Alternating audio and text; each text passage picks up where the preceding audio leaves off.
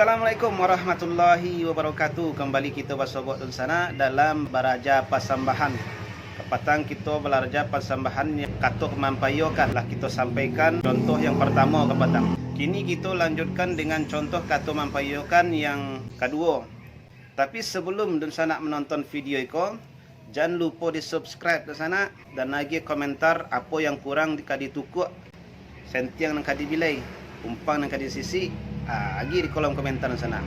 Oke dan sana, kita mulai dan sana. Duduk surang bersompit-sompit, duduk bersama balapang-lapang. Kata surang dibelati, kata bersama bawa payo. Dek kami lay duduk berdua jo bertiga di hadapan nenek jo mama nak ambo cuba mempayokan. Menanti ongku sakutika ongku. Itulah bentuk kata mempayokan yang kedua dan sana. Bisa dan sana pelajari supaya lebih lancarnya dan sana. Ulang-ulangi terus dan sana. Pagi, siang, malam. Itu saya kerja dan sana. Tak masalah dah. Penggol lancar dalam penyampaian di dan sana. Oke dan sana. Jangan lupa di subscribe. Assalamualaikum warahmatullahi wabarakatuh.